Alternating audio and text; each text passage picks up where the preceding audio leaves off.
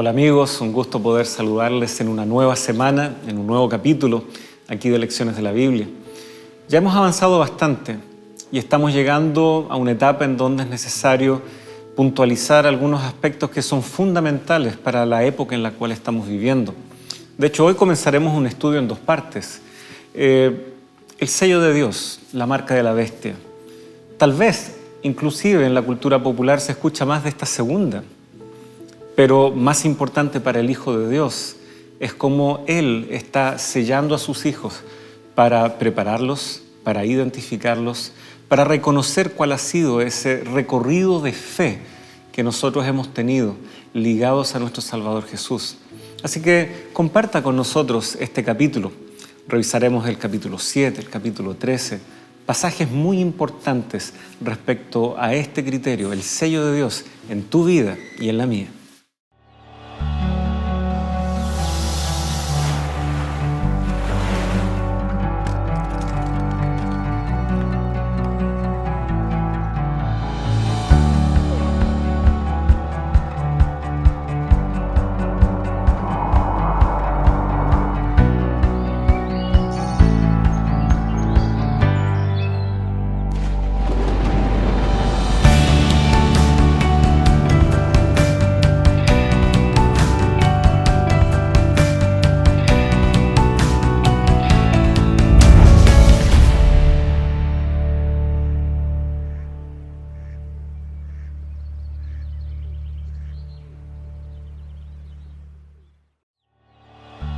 Esta semana, el sello de Dios y la marca de la bestia, primera parte. Entonces vi a otro ángel que subía del este con el sello del Dios vivo, y clamó a gran voz a los 4 ángeles, quienes habían recibido poder de dañar la tierra y el mar, y les dijo: no dañen la tierra, ni el mar, ni los árboles, hasta que sellemos en sus frentes a los siervos de nuestro Dios. Apocalipsis, capítulo 7, versículos 2 y 3.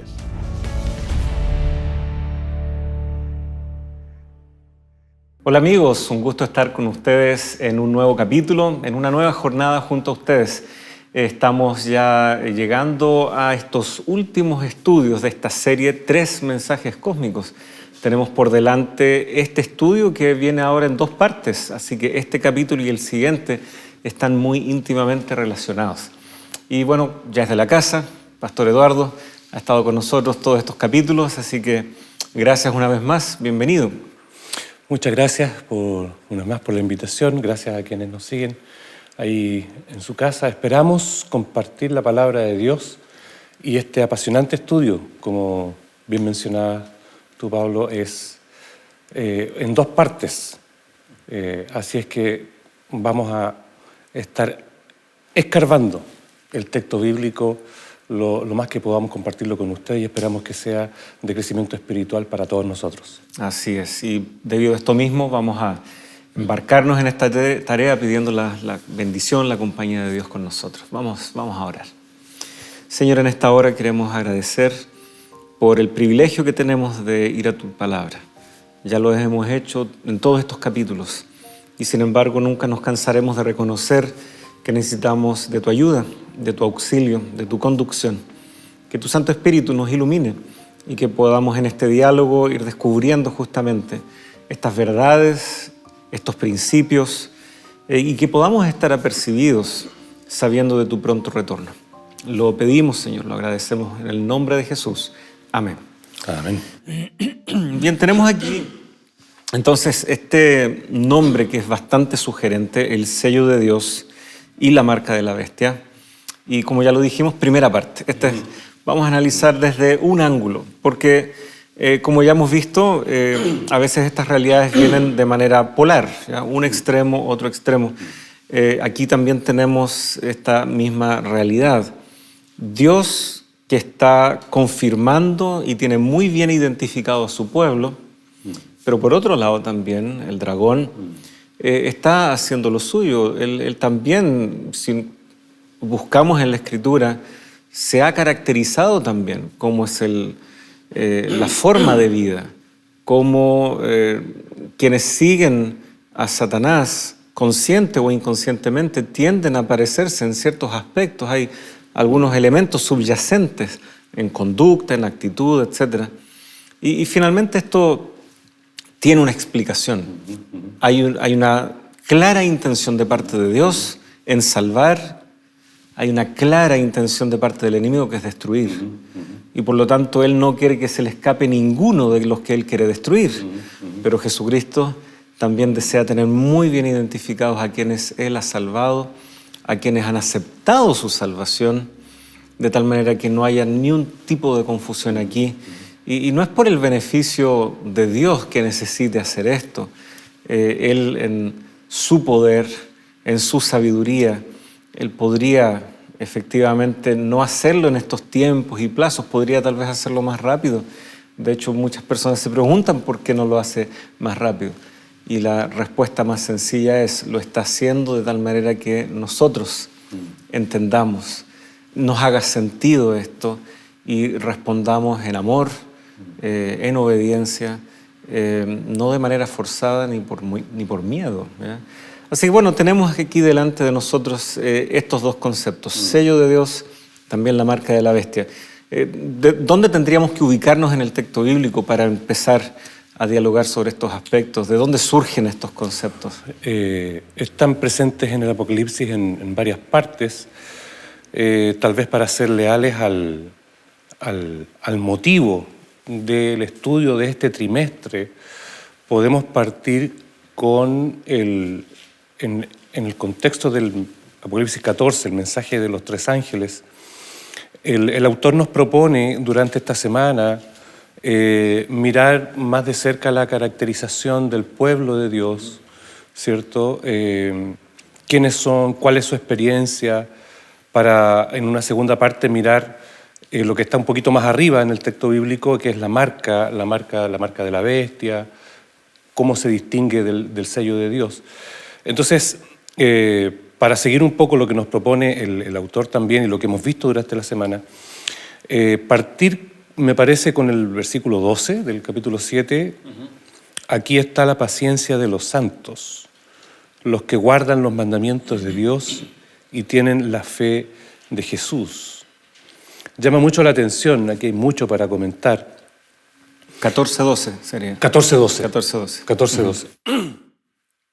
Aquí está la paciencia de los santos, los que guardan los mandamientos de Dios tienen la fe de Jesús.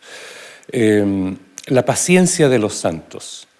Es bien interesante mirar que se está caracterizando a los santos. Ya en 12:17 se identificó a este pueblo fiel que recibe el ataque del enemigo, pero estos santos, como ya mencionábamos en una clase anterior, que guardan los mandamientos de Dios, tienen el testimonio de Jesucristo, ahora se los caracteriza como que tienen la fe de Jesús. Además, ya vamos a puntualizar un poco más eso, pero lo que quería mencionar como primer comentario, ellos son llamados a la paciencia, no son llamados a la rebelión, a la ira, a la hostilidad o a la protesta.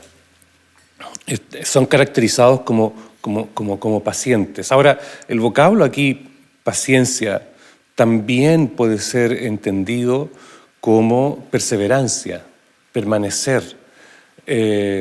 Cuando uno revisa los léxicos que tratan de explicar los términos griegos que aquí están, aparece ese como la principal acepción del vocablo, perseverancia. Están allí, permanecen fieles. Y es muy concordante con la descripción del pueblo de Dios en todo el Apocalipsis. Sé fiel hasta la muerte, yo te daré la corona de la vida. El que persevera hasta el fin. Y así entonces llegamos acá a los santos como quienes están allí firmemente, a pesar de los ataques del enemigo, a pesar de la oposición, siendo fieles al Señor.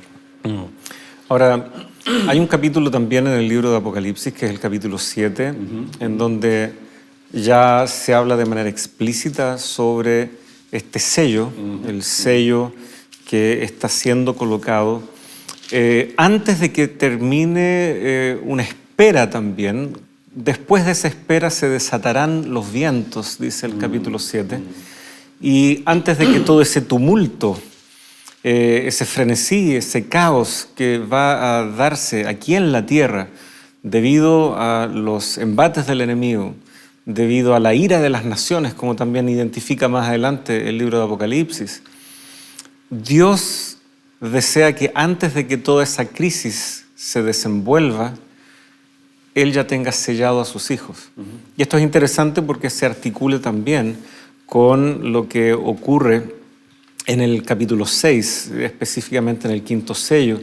Esta gente que clama debajo del altar, esta gente que fue mártir por su fe, o incluso personas que bajaron al descanso esperando, ¿no es cierto?, con la esperanza del pronto regreso, y sin embargo no lo vieron en su tiempo. Y aquí es donde se usa esta metáfora, ¿no?, de esa sangre inocente como la de Abel, que otros autores del Nuevo Testamento también lo toman como un simbolismo, y aquí pareciera que Juan tiene eso en mente igual. Esa sangre inocente que clama desde la tierra, y eso es lo que Dios, con eso le encara a Caín. Aquí de forma muy similar, estos mártires, esta gente fiel que ya ha bajado al descanso, no es que estén vivos, no es que estén clamando, pero su muerte fiel, el testimonio que dejaron, es un clamor delante de Dios que pregunta ¿hasta cuándo? Así que esto de la paciencia que tú bien señalabas ya es un motivo teológico que la Biblia va planteando, y mientras el 5.º sello del capítulo 6 les indica que deben aguardar un tiempo, paciencia, el capítulo 7 nos responde qué está haciendo Dios en esa espera. Él está sellando. Ahora, este es un sello que apunta efectivamente a realidades que los ayudarán a permanecer en este tiempo final, que podrán entonces enfrentar estos ataques del enemigo que cada vez se hacen más explícitos. Pero es interesante que el sello es un elemento que apunta a propiedad, apunta a cómo nos identificamos con Dios, y apunta a que finalmente hemos aceptado la obra de Dios en nuestra vida. Así que es un capítulo bien significativo y responde a una pregunta: ¿quién podrá sostenerse en pie en el día del Señor, cuando Jesucristo regrese? Así termina el capítulo 6. El capítulo 7 entonces nos ofrece esta respuesta: aquellos que han sido sellados por Dios, aquellos que han recibido estas vestimentas. Y como tú bien señalabas, nos toca ahora esperar, aguardar, permanecer. El capítulo 7 que tú citas muy bien, no hagáis daño, el versículo 3, no hagáis daño a la tierra, ni al mar, ni a los árboles, hasta que hayamos sellado en sus frentes a los siervos de nuestro Dios. Es un sello en su frente, nos evoca mucho. Una de las cosas que nos puede evocar es Deuteronomio capítulo 6, cuando el Señor le dice Moisés le dice: oye Israel, Jehová tu Dios, Jehová uno es, amarás al Señor con toda tu fuerza. En otras palabras, le obedecerás solo a Él. Y estas palabras que yo te mando ahí, las atarás, las pondrás en tu frente, en tu brazo. Entonces, aquí entonces está la pertenencia, la fidelidad a Dios, la obediencia a Dios como una señal en la frente, ¿no? Hay ya un eco de esto aquí. Hayamos sellado a los siervos de Dios en sus frentes. Ahora, este sello, el capítulo 14, el 14.1, dice: después miré, y he aquí el Cordero estaba en pie sobre el monte de Sión, con 144.000 que tenían el nombre de él y el de su padre escrito en su frente. Aquí están los sellados. ¿Y cuál es este sello? Es el nombre de él y el de su padre escrito en su frente. El nombre en la Biblia tiene que ver con el carácter, con las características de Dios. Cuando Dios se muestra ante Moisés, cómo se describe a Dios, ¿verdad? Entonces el sello de Dios implica muchas cosas, implica cómo el carácter de estos individuos que son obedientes al Señor, pase lo que pase, ha sido transformado. Tienen un carácter más semejante al de Cristo. También nosotros leemos que Pablo señala que somos sellados con la presencia del Espíritu Santo en nuestra vida, con la guía del Espíritu Santo. Así que implica un cúmulo de características, el ser sellados por el Señor. Acá el nombre de Cristo. Y visiblemente eso nos va a llevar después a la obediencia a Dios o a la obediencia a Satanás.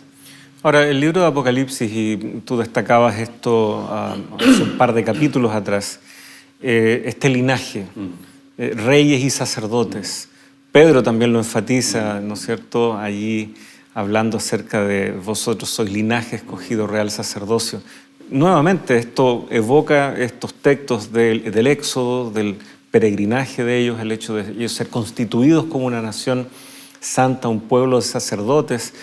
Éxodo 19 es muy claro al respecto, justo antes de que ellos reciben la ley, estos elementos que también tú ya has puntualizado ahí en el contexto de Deuteronomio 6. El hecho de que ellos tengan el nombre en su frente.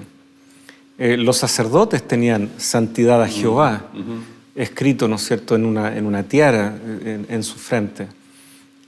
Aquí, todo ese simbolismo apuntaría de que aquí estamos hablando de los que Apocalipsis ya identifica desde el capítulo 1. Aquellos redimidos, aquellos que aguardan la venida de Jesucristo, aquellos que redimidos en Jesús, que han recibido su justicia, han sido hechos reyes y sacerdotes para Dios, este linaje escogido. En el fondo, a la luz de la teología del Nuevo Testamento, esta es la iglesia que ha seguido a Jesucristo fielmente, que ha sido fiel a este cometido de ser luz, de comunicar a Jesucristo y su salvación y de vivir de manera acorde a esta salvación. Hay otro trasfondo en el Antiguo Testamento que es muy interesante respecto al sello, y sobre todo considerando que el capítulo 7 señala que este sello debe ocurrir antes que se desaten los vientos. Había una crisis a punto de ocurrir, que era la invasión de los ejércitos de Babilonia.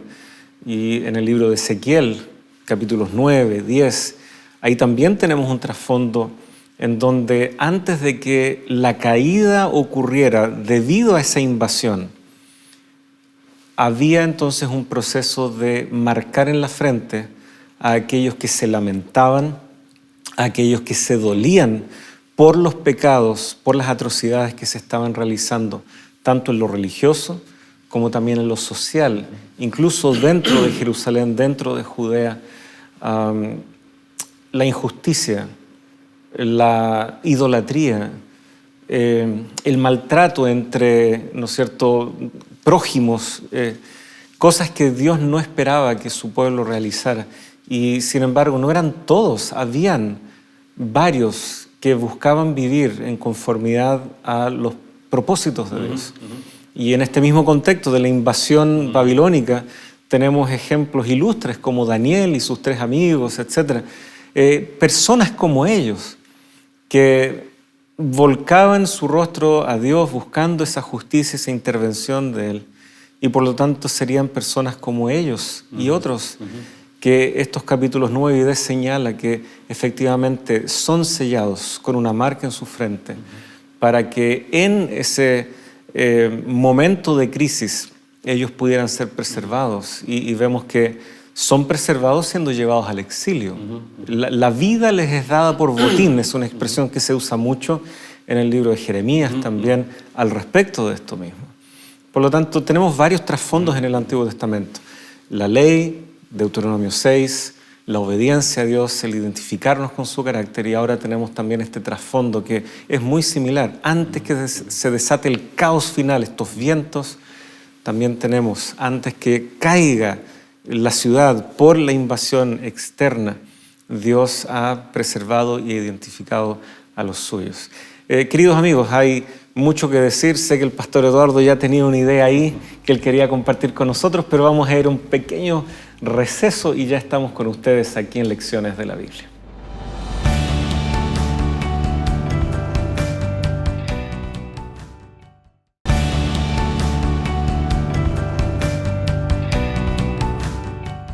Gracias amigos, ya estamos de regreso con ustedes y agradecemos como siempre sus gentiles saludos, saber que ustedes están acompañando esta programación y viendo a través de la Escritura cómo esto trae bendición y también paz para nuestros corazones. Así que gracias por seguirnos de diferentes partes del mundo. Nos hace muy bien saber de que lo que aquí se está haciendo en los estudios de Nuevo Tiempo puede llegar a sus hogares, puede ser compartido con ustedes por su familia y también con sus amigos. Estábamos entonces desarrollando esta idea del sello de Dios y hemos visto varios trasfondos allí del Antiguo Testamento que iluminan lo que esto significa. A veces nuestra imaginación nos puede llevar a varias otras cosas.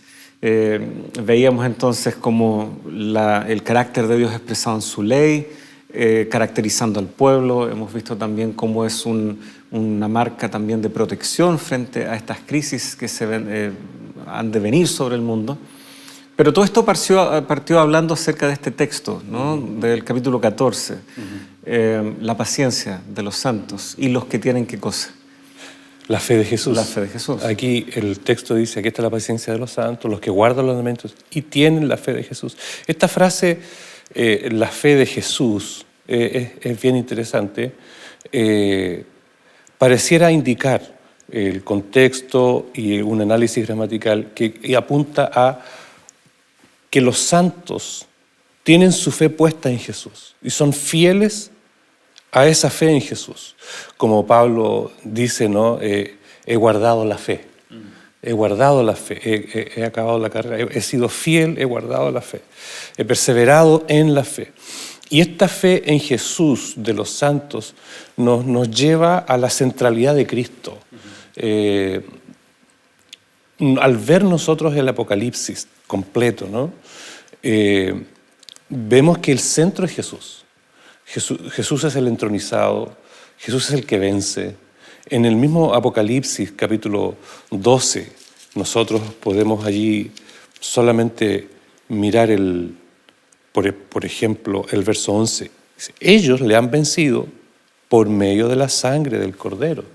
Es la sangre del Cordero, es la fe en la salvación gracias a la sangre del Cordero. De hecho, los versículos anteriores, dice el versículo 10, oí una gran voz en el cielo que decía, ahora ha venido la salvación, el poder y el reino de nuestro Dios y la autoridad de Jesucristo. Esto también se relaciona con el sello, con quienes siguen a la autoridad de Cristo o a la autoridad de la bestia. Ahora es la autoridad de Cristo y la razón de la autoridad de Cristo es que ha sido lanzado fuera el acusador, el que los acusaba delante de nuestro día y de noche, y ellos le han vencido por medio de la sangre del Cordero. Es ese sacrificio de Cristo el que en el capítulo 5, 4 hace digno al Cordero. Es que Él fue inmolado y gana con su sacrificio la salvación. Entonces, cuando se describe a los que son sellados, que guardan los mandamientos y tienen la fe de Jesús, es que guardan la fe de Jesús, es que conservan fielmente la fe en la salvación de Cristo. No van a ser separados del Señor. Un texto que podría ser citado en este momento sin temor a equivocarnos de que se relaciona directamente con esta fe en Jesús, es en Romanos capítulo 8, ¿verdad? Cuando el apóstol dice,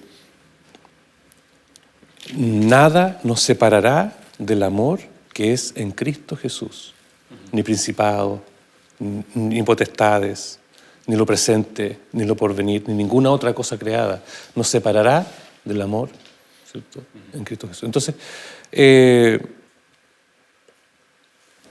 lo que es imposible para la ley, dice Romanos capítulo 8, por nuestra obediencia a la ley, es posible por Jesucristo. Entonces, esta fe de Jesucristo nos hace pensar en la soteriología, en cómo se salvan este grupo.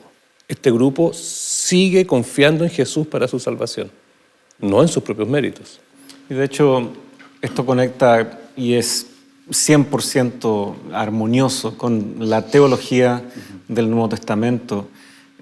Tanto Pablo, Pedro, los diferentes apóstoles, al momento también de registrar sus cartas, los evangelios al registrar las palabras de Jesucristo.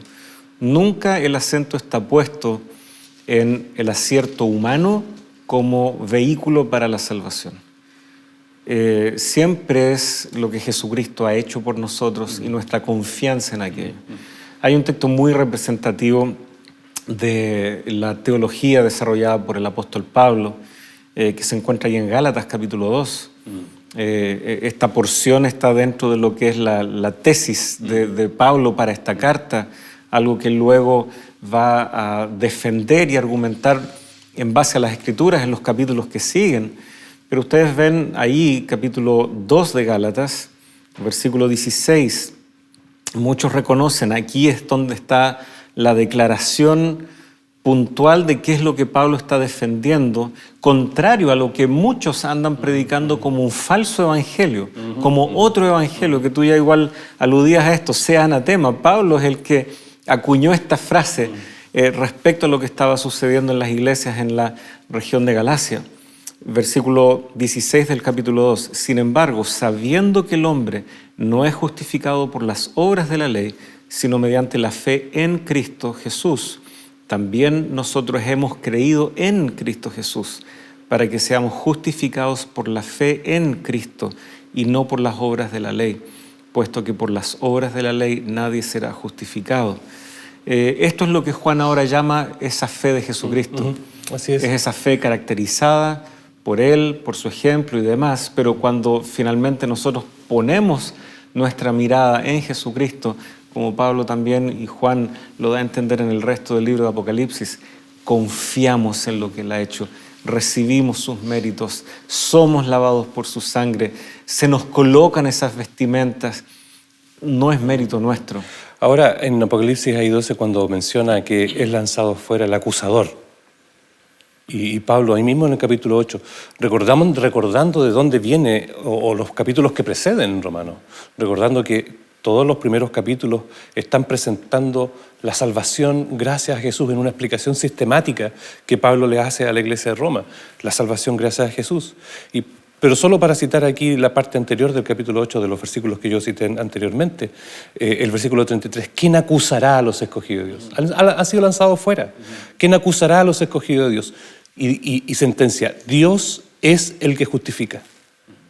¿Quién es el que condenará?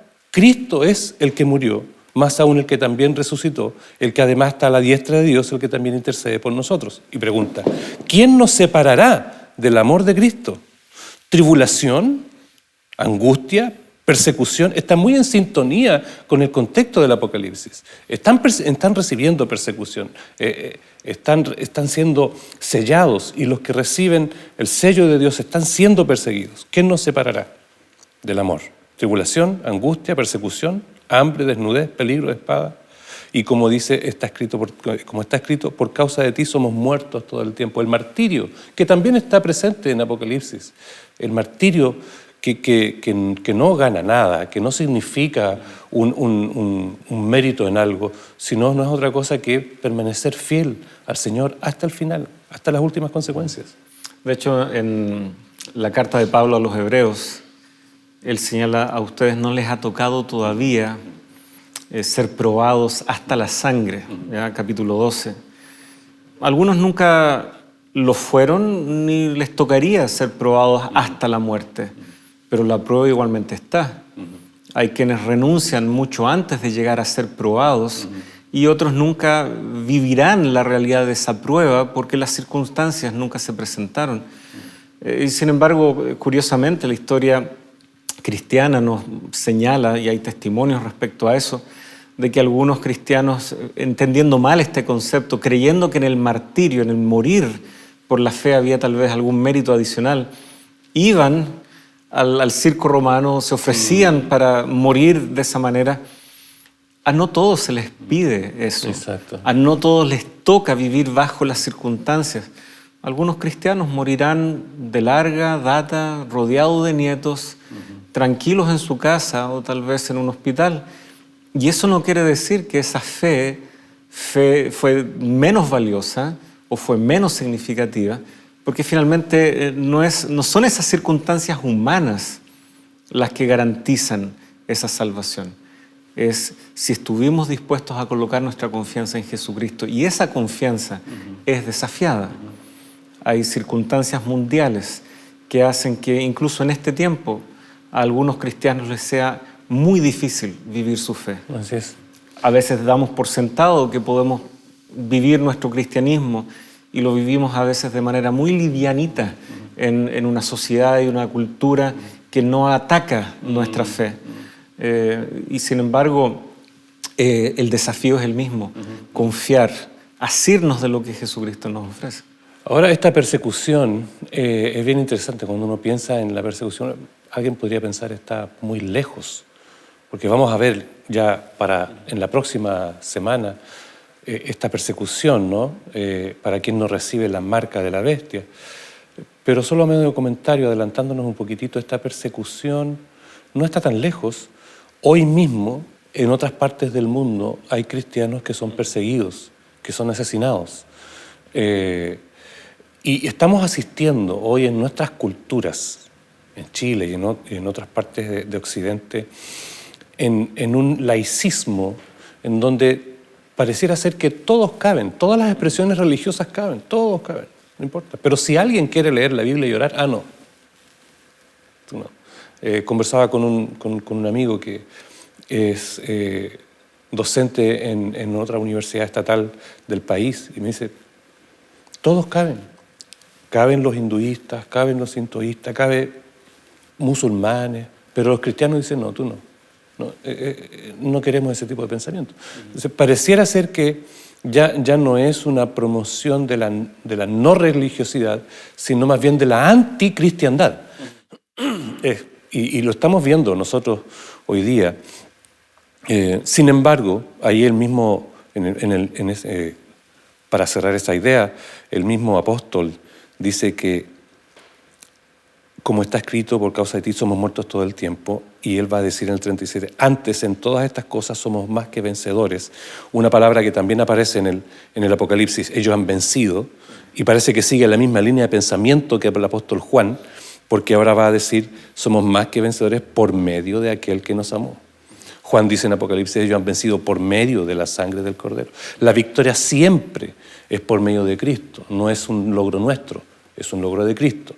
Entonces, así que volviendo ahí Apocalipsis 14, en la caracterización de estos que son sellados, que obedecen la ley de Dios y tienen la fe de Jesús, evidentemente son sellados y alcanzan la victoria gracias a que han recibido la salvación de Jesucristo y por sus méritos. Así es. El capítulo 14, ¿no?, comienza con esa mirada esperanzadora, gloriosa. Aquellos que han alcanzado la victoria porque han seguido al Cordero. Eso tuvo un costo, partiendo por la cruz, partiendo, ¿no es cierto?, por lo que Jesús ya ganó por nosotros. Y ha tenido un costo distinto para nosotros. No se nos ha pedido repetir lo que ocurrió ahí en la cruz de Cristo. Se nos ha pedido que aceptemos lo que Jesucristo allí ganó por nosotros. Y sin embargo, vemos de que se asoman diferentes dificultades, que no nos tocará estar exentos de este mundo que está cayendo en este caos. Vemos, como ya el capítulo 7 anticipaba, los vientos están a punto de empezar a soplar. Y qué hermoso es ver de que Dios no es indiferente con la inquietud que todo cristiano, hijo suyo, puede hacerse ante un escenario así. ¿Será que Dios se acordará de nosotros? ¿Será que Dios se ha olvidado de nuestra condición? Hay algunas analogías que de pronto surgen en base a las experiencias de seres humanos. Hubo un piloto de guerra que cayó tras líneas enemigas, por ahí por el año 95, cuando había todo este problema ahí en la ex Yugoslavia, etcétera, de fuerzas aliadas y demás que estaban apoyando, tratando de marcar alguna diferencia en todo ese dilema. Y mientras él esperaba ser rescatado, esa era la pregunta: ¿Será que se han olvidado? ¿Será que van a poder llegar a donde estoy yo? ¿Será que van a poder encontrar? ¿Será que los esfuerzos por rescatarme van a ser efectivos? Y por lo menos hasta esa época, la operación para rescatar a este piloto, a este único piloto, fue tal vez una de las más grandes llevadas adelante por el ejército norteamericano hasta ese momento. A veces como hijos de Dios estamos pensando también así. Vemos la crisis, vemos el caos, pero a través de estos mensajes Dios nos ha dicho, yo sé perfectamente quiénes son mis hijos. ¿Ya? Y de hecho Pablo le señala eso a Timoteo, Dios conoce quiénes son los suyos. Y ahí también hay una forma de entender lo que es el sello de Dios. Somos propiedad suya. Y Dios ha demostrado más de una vez que Él defiende a sus hijos. Él los sabe defender de los ataques del enemigo. Es muy hermoso lo que tú señalas, la confianza en el Señor. Ahora, justamente en este capítulo, en el capítulo 14, al inicio se va a hablar un poco más de estos, se explaya un poquito más en quiénes son estos sellados. Dice que cantan un cántico nuevo delante del trono, delante de los 4 seres vivientes, de los ancianos. Nadie podía aprender ese cántico sino aquellos 144.000 que fueron redimidos de entre la tierra. Estos son los que no se contaminaron con mujeres, pues son vírgenes, y siguen al Cordero por donde quiera que va. Siguen al Cordero. Esta frase, siguen al Cordero por donde quiera que va, está muy en sintonía con que tienen la fe de Jesús, confían solo en Jesús. A diferencia entonces ahora del sistema religioso que intenta que el pueblo de Dios se desvíe y pierda la salvación en Jesús. Entonces el propósito es que no crean en Jesús, el único mediador, ¿ya? que tienen los hombres. Ahora, hablando de este Jesús, de esta falsificación de la verdad, en el capítulo 13, versículo 1, me paré sobre la arena del mar, vi subir de la arena del mar una bestia que tenía 7 cabezas, 10 cuernos, sus 10 cuernos 10 diademas, y sobre sus cabezas un nombre blasfemo. Y la bestia que viera semejante, la describe, ¿verdad? Él después va a decir, el versículo 5, también se le dio boca que hablaba grandes cosas y blasfemia. ¿Ya? El versículo 6 otra vez, abrió su boca en blasfemias contra Dios para blasfemar de su nombre, de su tabernáculo y de los que moran en el cielo. La palabra aquí que se traduce como blasfemar puede ser entendida como declarar cosas en contra de Dios, distorsionar quién es, mentir respecto a lo que Dios es. Y claro, al instaurar un sistema de sacerdocio terreno que quita a Jesús de la ecuación de la salvación, estás quitando los fundamentos mismos de la salvación y de la obra del Cordero. Y vemos también aquí blasfemar su nombre, y ya hemos visto que es el nombre de Dios puesto en la frente que constituye el sello de Dios. Así hay un claro intento de ir en contra de esa obra de Dios. Ya vamos a tener tiempo para seguir desarrollando esto, queridos amigos. Después de esta breve pausa, regresamos con ustedes.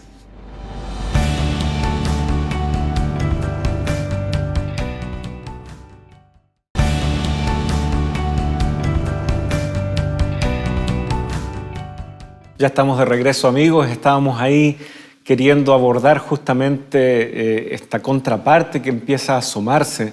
Y tampoco queremos avanzar tanto porque queremos tener espacio para desarrollar también eso en el siguiente capítulo, pero es inevitable ver cómo Juan va introduciendo que habrá un poder antagónico, que ante lo que Dios está haciendo, colocando su sello sobre sus hijos, hay también una clara oposición de parte del enemigo.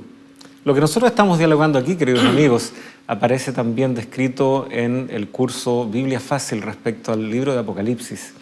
Así que si quiere interiorizarse mucho más sobre este aspecto, por favor llame y sea usted también participante como estudiante, como alumno de la Escuela Bíblica de Nuevo Tiempo.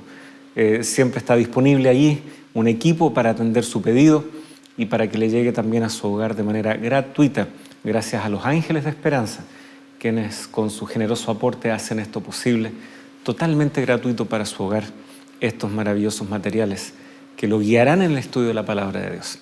Así que, Pastor Eduardo, estábamos ahí analizando esta bestia que sale del mar, ¿no es cierto? Sí.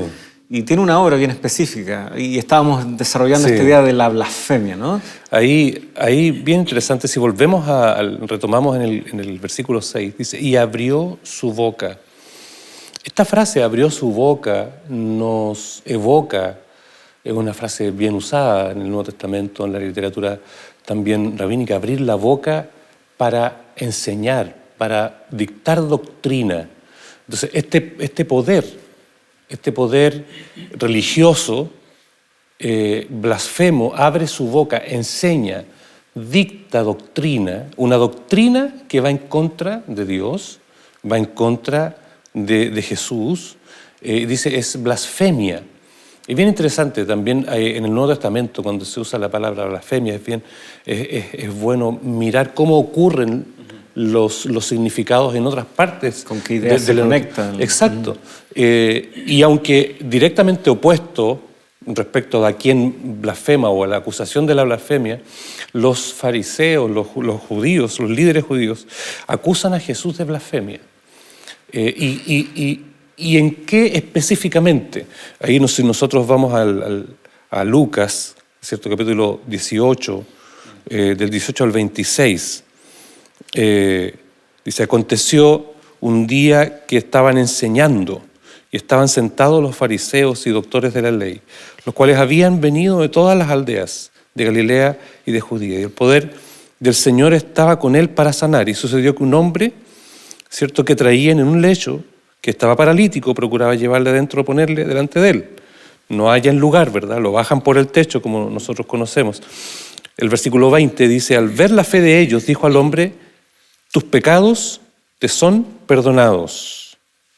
Entonces los escribas y fariseos comenzaron a cavilar diciendo, ¿quién es este que habla en blasfemias? Y acusan a Jesús de blasfemar. ¿Por qué?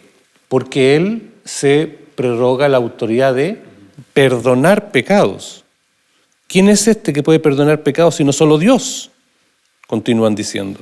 Entonces Jesús, conociendo los pensamientos de ellos, respondió y les dijo, ¿qué caviláis en vuestros corazones? ¿Qué es más fácil decir y conocemos nosotros para que sepáis que el Hijo del Hombre tiene autoridad para perdonar pecados? Porque Él es Cristo, Él es Dios, Él tiene esa autoridad. Solo Dios puede perdonar pecados.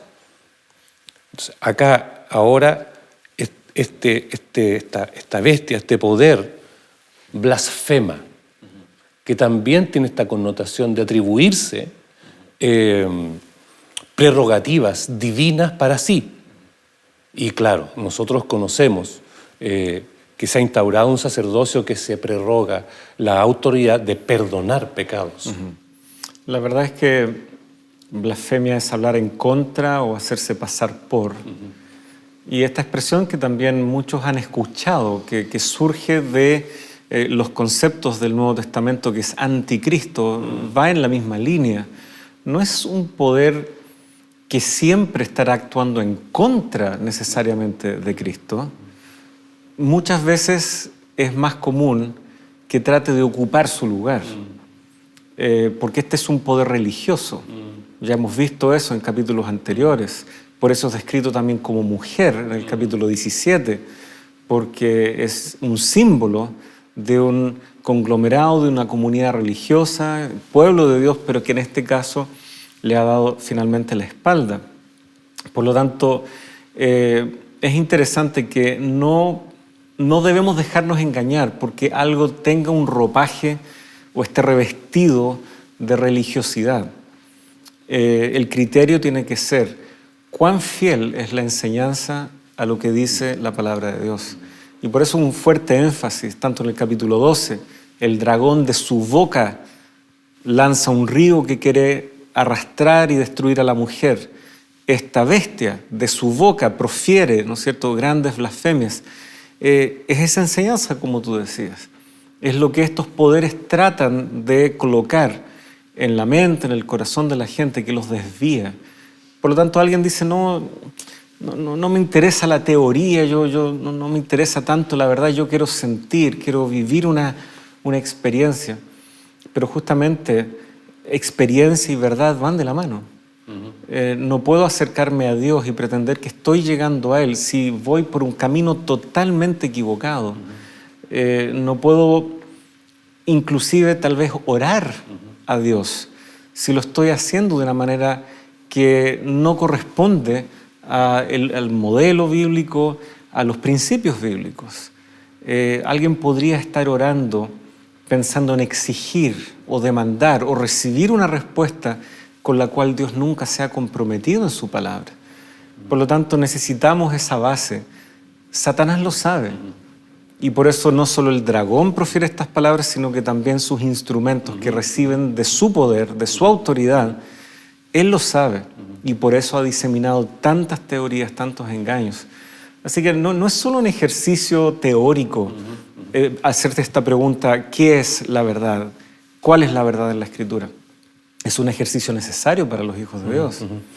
Así es. Y bueno, la palabra, vamos a explorar eso, como tú dices, bien, está la tentación de avanzar más a lo que viene la próxima semana, pero la verdad es, finalmente Jesús dijo, yo soy el camino, la verdad y la vida. Y yo quisiera detenerme en este aspecto central, a riesgo de parecer incluso majadero en este punto, pero no podemos subrayar poco la centralidad, no podemos subrayar demasiado la centralidad de Jesús en todo esto y su obra, que es finalmente lo que el enemigo quiere sacar del medio para separarnos del Señor. Recordemos nosotros que estamos en esta gran historia de caída, de la creación del Señor perfecta, la caída, el plan de Dios para rescatarnos, con Jesucristo en el centro de ello, quien vive en nuestro lugar, quien muere en nuestro lugar, para finalmente estar intercediendo por nosotros, para finalmente venir a buscar a su pueblo. Entonces, todo eso, el centro siempre es Jesús. ¿Pero qué quiere hacer el enemigo? Separar a su pueblo de Dios, separar a su pueblo del único camino posible de salvación. Entonces, ¿qué hace? Suplanta, engaña. Saca a Jesús poniendo seres humanos para perdonar pecados. Engaña con respecto del camino de la salvación o de la limpieza de los pecados para sacar la sangre de Cristo y su vida en lugar nuestro para poner al sistema de la purga del pecado, la penitencia, el sufrimiento, el autocastigo. También desvirtuando el carácter de Dios, que es también parte del propósito del enemigo desde el inicio. Desde el cielo, desvirtuar el carácter de Dios, para hacer aparecer a Dios como injusto, como castigador, como tirano. Y entonces trata por todos los medios de ir desvirtuando este carácter. Y entonces sacar a Jesús del centro de la obra redentora es parte primordial de su preocupación. Por eso es tan importante que los sellados siguen al Cordero por donde quiera que va, que le vencen gracias a la sangre del Cordero. Y que es un sello que no es que ellos se colocan. Nada de más. Una persona que conozco todavía, me contó de que, no es un ejemplo a seguir, queridos amigos, pero se me viene a la mente, para entrar en una piscina, les colocaban un sello acá de que habían pasado la revisión, esto era en otro país, y por alguna razón él no pasó ese examen en la revisión, pero se dieron cuenta de que si se golpeaban los hombros, ¿no es cierto?, el sello se le pegaba del uno al otro y igual entró. Eso no es lo que está haciendo el pueblo de Dios. No está tomando una marca, cualquier cosa. No, este es un reconocimiento que hace Dios, que ve nuestro corazón, que nos conoce. Dios nosotros no tenemos por qué impresionar a Dios. Dios no nos está pidiendo aquello. Dios está pidiendo que perseveremos, que seamos fieles, y eso lo haremos dentro de la esfera que nos corresponde. Seremos fieles como un ser humano puede ser fiel. Seremos obedientes a Él como un ser humano puede ser obediente. Tenemos claros límites. Tenemos, ¿no es cierto?, una condición caída que cada vez que nos despertamos nos recordamos de aquello. Nos vemos tal cual. Nos podemos peinar, nos podemos acicalar un poco, nos podemos planchar bien la camisa y todo parece bien. Pero Dios ve el corazón y sin embargo Él está dispuesto a cubrirnos con su justicia, a sellarnos. Y es ese sello del Dios vivo el que justamente se señala ahí en este capítulo 7 de Apocalipsis. Este sello del Dios vivo, viene este ángel que viene desde el oriente con este sello.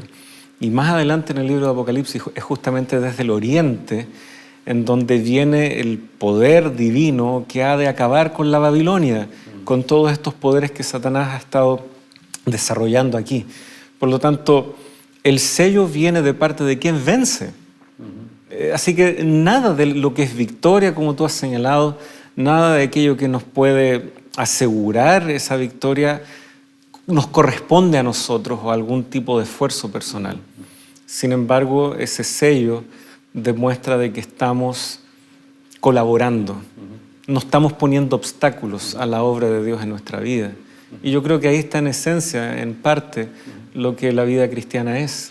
No ponernos a lo que Dios desea hacer, aceptar lo que Dios desea ofrecernos. Bien, ha sido fascinante esto y creo que es prudente también hacerle una invitación a nuestros amigos en este minuto y medio que nos queda. Apreciados amigos, la única salvaguardia, ¿no? Una escritora cristiana, Ellen White, dice que nuestra única salvaguardia en la hora de la crisis final será nuestro fundamento en la palabra de Dios. Vamos a ver de eso también la próxima semana. Pero yo quisiera invitarles a explorar la palabra de Dios y a aferrarse en Jesucristo, a confiar solo en Él para nuestra salvación y también ser leales a lo que leemos en la palabra de Dios, acomodar nuestra vida a ella y no tratar de acomodar la palabra a nuestros pensamientos. Que el Señor nos bendiga, que podamos ser sellados con su Espíritu, con pertenecer a Él en forma completa, sin restricciones. Que el Señor te bendiga. Vamos a orar. Amoroso Padre Celestial, con mucha reverencia y gratitud nos acercamos a ti, reconociendo nuestra indignidad y reconociendo la dignidad de Jesús, nuestro Salvador. En la hora de la crisis final, queremos, Señor, ser parte de aquellos que serán sellados por ti, que confían en Jesucristo, que siguen al Cordero por donde quiera que va, que le son fieles, pase lo que pase. Señor, ayúdenos a discernir la verdad, de modo de poder distinguir el engaño. Quédate con nosotros y con tus hijos alrededor del mundo. Lo rogamos en el nombre de Jesús. Amén. Amén. Muy bien, amigos, ha sido un placer. Y recuerden, esta fue la parte 1. La próxima sesión que tenemos juntos será la parte 2, la contraparte, ¿no es cierto? ¿Qué está haciendo también Satanás? Ya hemos visto algunos adelantos, pero será hasta una próxima, entonces, aquí en Lecciones de la Biblia.